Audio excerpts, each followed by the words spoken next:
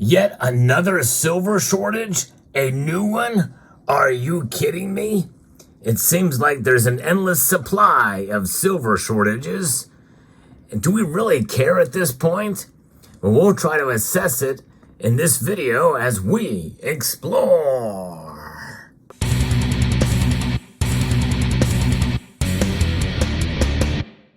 So let's break down the new silver shortage as disguised by a report from Metals Focus that reports to the Silver Institute. I've actually touched on that report in a recent video, but it's the same old situation. It is that there is not enough supply to meet demand, which essentially means that there's a deficit, which means that, yes, there is an official silver shortage.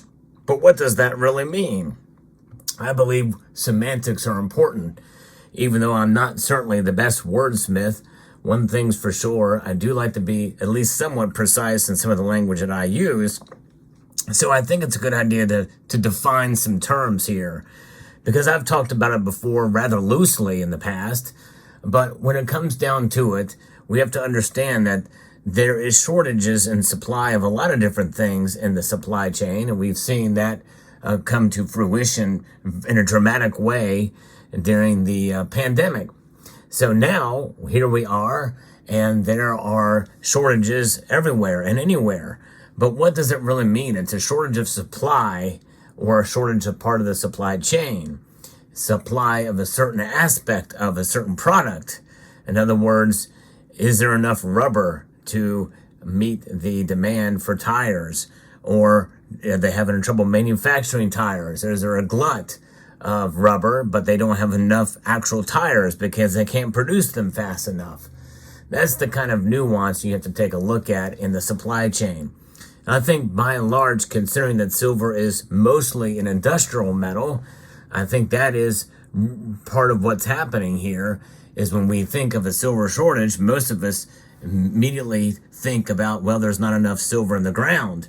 They can't mine it fast enough to meet demand, and we're running out of it. There is limited supply. There's only so much silver that you can mine out of the ground, and we will deplete our resources of silver in the ground at some point. When will that happen? If there's a silver shortage, does that mean it's going to come sooner rather than later? Well, likely not, because most of that really just means that there is a glut or a bottleneck in the supply chain, and not enough to meet certain aspects of the demand that is perceived to come.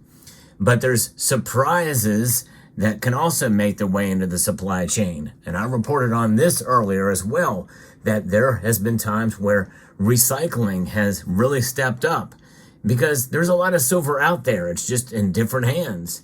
You're looking at in front of you over 100 ounces of silver that could very easily take and have it and sell it, and it could even be refined and utilized to meet some of that demand. Now, most of that kind of silver is going to be in the form of silverware, jewelry, and other items that already have silver in it, and then it's just recycled back out of it again.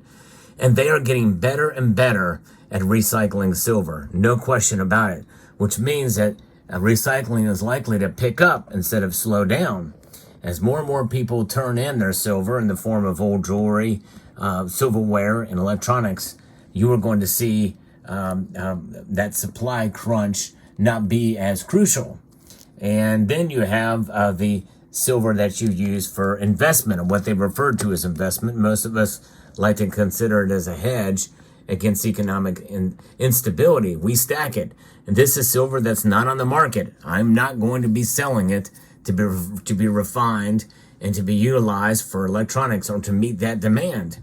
And more than likely, you won't either. So that's silver that's off the market, indeed. However, there's still not enough of it, because how much of that is actually utilized for stacking, for investment purposes, as they call it? It's only about 25 to 27%. And of course, if you count jewelry and other items, you can probably get it fairly close to 40 some odd percent.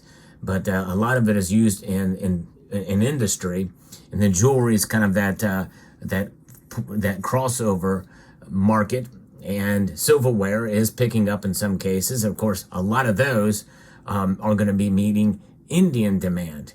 And how much of that will continue to flow from family to family, I don't know. But the thing is, supply shortages are really have to be properly defined to really understand, because just because there's a supply shortage, it does not mean that that supply will not be met down the road with either newly mined silver, and a lot of it is being mined still to this day, even though it's falling off a bit. And by the way, that does not mean that we've reached peak silver production either. It just means that considering what's going on in the mining sector and the discoveries that are made and the demand for it, especially with the economy kind of teetering now, we could see less demand and less silver being produced. And with the prices where they are now, it's really not as profitable for mines to produce as much silver. And that's why there's that question, who really cares? Because we keep hearing about these silver shortages, but it doesn't really have to have a massive impact on the price, which is remarkable. And in a sense, when you think about a metal like platinum, which is a whole lot more rare than gold, and it's only produced really in two major regions of the world, and those are not the most stable governments, or either that or they're sanctioned. You would think that metal would be a lot higher too, which means that silver and silver shortages does not mean that silver is going to go to the moon or it's going to skyrocket in price. And so when you ever hear about my channel or other channels talk about a silver shortage, keep that in mind. In fact, I'm telling myself, I'm pointing back at me as well as pointing at you, because I'm right behind where this finger is right now, that I got to keep that in mind whenever I talk about silver shortages in the future, to define exactly what that means and how long it will last. And obviously, these silver shortages that we're seeing now, confirmed for the third year in a row, don't mean much of a hill of beans in terms of the price performance of silver. It should be a whole heck of a lot higher than it is now if you interpret it broadly based off of that report. And how accurate is that report? There was some that will say, there is no silver shortage, but there's no silver shortage where? And where is the silver shortage for those who claim that it is? Enough silver to meet fabrication demand in a myriad of different products, where if we hit a recession, that means there's going to be a glut of silver. And then the price is going to go down and there'll be less mining of it. And that'll bring the supply back down too. But it won't matter, because even if silver supply dwindles and it goes back to meet demand, the price is going to be so low, it kind of won't matter. And that's going to discourage a whole heck of a lot of stackers, and they're not going to be stacking as much of it. In fact, I dare say that to broaden the question out even wider, is many of you silver stackers have wisened up to this and have not been stacking as much. And that is what they're saying, is there has been mediocre demand for silver products out there. Now, we sort of live in our own little bubble here in the silver community, because we're hearing about people buying. I'm buying the dip. I'm going to make a purchase here. I'm going to make a purchase there. And by the way, myself included, I'm still buying some silver. Not quite as much as before, obviously, but I'll grab an ounce or two, or something like this that I just purchased recently. A beautiful piece indeed. There's a story behind it that involves yet another silver coin I bought as well. So I'll talk about that probably in a different video. But the point is that, when it's all said and done, no matter what people say, no matter what the pundits say, even official reports, which official report are you going to believe? What's the agenda behind that report? Most everybody has an agenda, right? I mean, even my channel has an agenda. But part of that agenda, I'd like to think, is to try to inform you, to give you a balanced approach to silver. But, I'd like to grow the channel. I'd like to get more subscribers. In fact, if you do like the information that I provide you here, hope you would consider subscribing to the channel if you haven't done so already.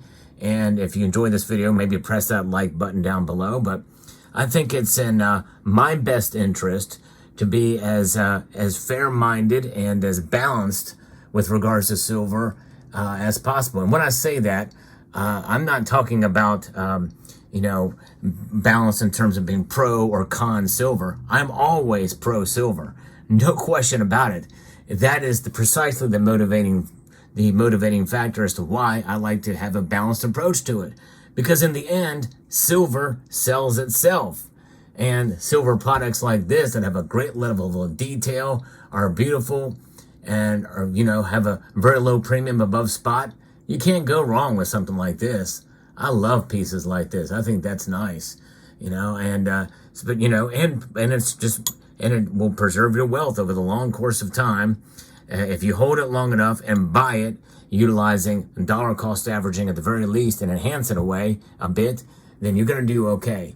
You are going to preserve your wealth. In fact, heck, I like silver so much, I even had my own rounds made out of it. It would be fool for me to slam silver when I have my own silver round, right? Available at JM Bullion. So it's not something that I take lightly. I believe in the metal that much. Now I think there's a wrong way to buy it, and there's a right way to buy it. There's a wrong way to sell it, and there's a right way to sell it. But there's no wrong way to hold it. No question about it. Well, I guess you don't want to store it in a place that's got a lot of sulfur unless you want to tone your silver, or you don't want to store it in an oven that's over 2,000 degrees all the time. It's going to melt it, maybe even evaporate the stuff, or it'll be just dissipated throughout your stove. And those are probably not the best ways to store it. But otherwise, it's good to hold it. There's no wrong way to hold your silver. And that's what I want to encourage you to do here, in spite of all the hype, including any unintentional hype you might hear from this channel. So just keep that in mind when you hear about this new silver shortage, as it's going to be reported on more and more. I'm already seeing more and more reports on this based off this Metals Focus article. But there's other sources as well, too, that are behind paywalls, and other claims and other data points you have to take into consideration as well with regards to silver. Are there bottlenecks in production? Is there a shortage of certain silver products? Yes, there will be, and that's always been the case, at least to some extent throughout history, and will continue to be the case. But in the end, we just press on and we stack on based off of our understanding and our appreciation of this metal and what it has done for years for us. So hope you found this video informative, insightful, and educational. We'd like to extend a multitude of gratitude to each and every one of you for taking the time to watch, and encourage you to please rate, share, comment, and subscribe.